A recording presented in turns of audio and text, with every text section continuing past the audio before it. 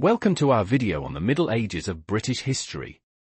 In this video, we're going to explore a long and illustrious history, spanning from the end of the Roman Empire up until the dawn of the modern era. We will cover: first, we'll dive into the constant warfare of the period in war at home and abroad. Then, we'll look at the devastating impact of the plague in the Black Death. Next, we'll discuss the constitutional shift and legal and political changes, including the Magna Carta. After that, we'll explore how a unique national culture and language developed in a distinct identity. And finally, we will look at the legendary conflict that ended the medieval era, the Wars of the Roses. Make sure to stay tuned until the very end. War at home and abroad. Broadly speaking, the Middle Ages, or medieval period, spans 1,000 years, from the end of the Roman Empire in AD 476 up until 1485. However, the focus here is on the period after the Norman conquest. It was a time of almost constant war. The English kings fought with the Welsh, Scottish and Irish noblemen for control of their lands. In Wales, the English were able to establish their rule.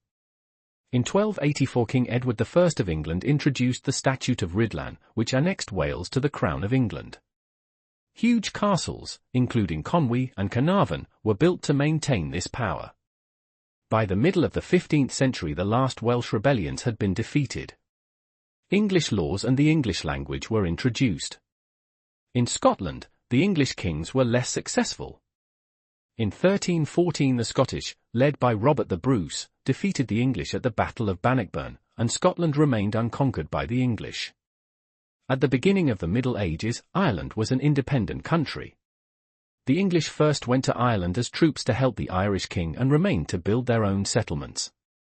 By 1200, the English ruled an area of Ireland known as the Pale, around Dublin. Some of the important lords in other parts of Ireland accepted the authority of the English king. During the Middle Ages, the English kings also fought several wars abroad. Many knights took part in the Crusades, in which European Christians fought for control of the Holy Land. English kings also fought a long war with France, called the 100 Years' War, even though it lasted 116 years. One of the most famous battles of the 100 Years' War was the Battle of Agincourt in 1415, where King Henry V's vastly outnumbered English army defeated the French. The English largely left France in the 1450s. The Black Death. The Normans used a system of land ownership known as feudalism. The king gave land to his lords in return for help in war. Landowners had to send certain numbers of men to serve in the army. Some peasants had their own land, but most were serfs.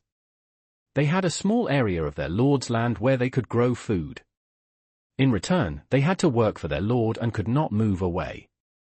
The same system developed in southern Scotland. In the north of Scotland and Ireland, land was owned by members of the clans, prominent families. In 1348, a disease, probably a form of plague, came to Britain. This was known as the Black Death.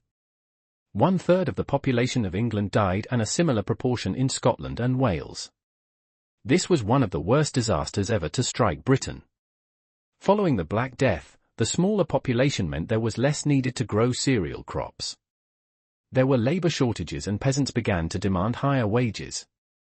New social classes appeared, including owners of large areas of land, later called the gentry, and people left the countryside to live in the towns. In the towns, growing wealth led to the development of a strong middle class. In Ireland, the Black Death killed many in the Pale and, for a time, the area controlled by the English became smaller. Legal and political changes. In the Middle Ages, Parliament began to develop into the institution it is today.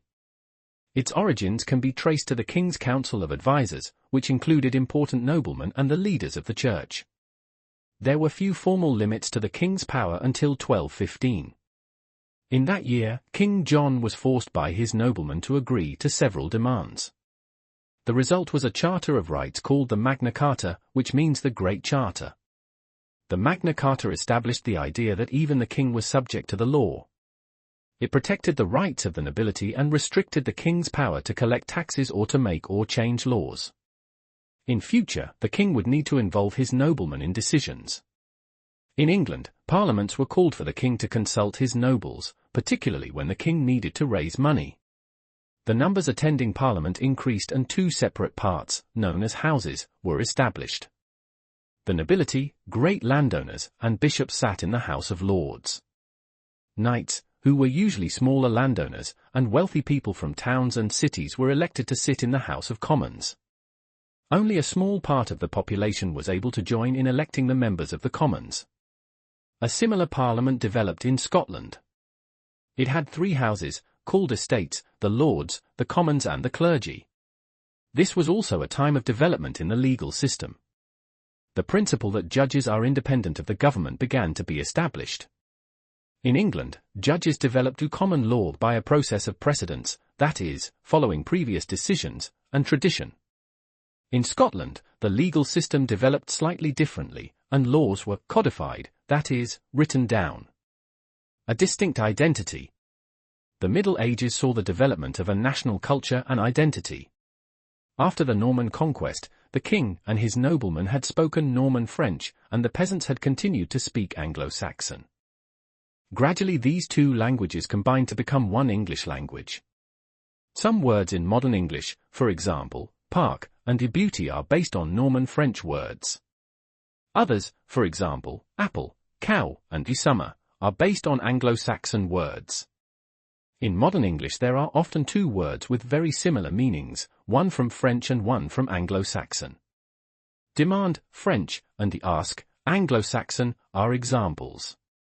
By 1400, in England, official documents were being written in English, and English had become the preferred language of the royal court and parliament. In the years leading up to 1400, Geoffrey Chaucer wrote a series of poems in English about a group of people going to Canterbury on a pilgrimage.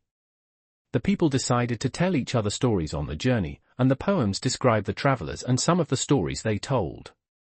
This collection of poems is called the Canterbury Tales. It was one of the first books to be printed by William Caxton, the first person in England to print books using a printing press. Many of the stories are still popular. Some have been made into plays and television programs. In Scotland, many people continued to speak Gaelic and the Scots language also developed. Several poets began to write in the Scots language. One example is John Barber, who wrote the Bruce about the Battle of Bannockburn. The Middle Ages also saw a change in the type of buildings in Britain. Castles were built in many places in Britain and Ireland, partly for defence. Today many are in ruins, although some, such as Windsor and Edinburgh, are still in use. Great cathedrals, for example, Lincoln Cathedral, were also built, and many of these are still used for worship. Several of the cathedrals had windows of stained glass, telling stories about the Bible and Christian saints. The glass in York Minster is a famous example. During this period, England was an important trading nation. English wool became a very important export. People came to England from abroad to trade and to work. Many had special skills, such as weavers from France, engineers from Germany, glass manufacturers from Italy and canal builders from Holland. The Wars of the Roses. In 1455, a civil war was begun to decide who should be King of England. It was fought between the supporters of two families, the House of Lancaster and the House of York. This war was called the Wars of the Roses, because the symbol of Lancaster was a red rose and the symbol of York was a white rose. The war ended with the Battle of Bosworth Field in 1485. King Richard III of the House of York was killed in the battle and Henry Tudor, the leader of the House of Lancaster, became King Henry VII. Henry then married King Richard's niece, Elizabeth of York, and united the two families. Henry was the first king of the House of Tudor. The symbol of the House of Tudor was a red rose with a white rose inside it as a sign that the houses of York and Lancaster were now allies. Conclusion and outro. That brings us to the end of our journey through the Middle Ages in Britain. We hope you enjoyed exploring this fascinating and illustrious history with us. If you did, please hit that like button, subscribe to our channel for more history content, and leave a comment below letting us know what part of the Middle Ages you found most interesting. Thank you for watching, and we'll see you in the next video.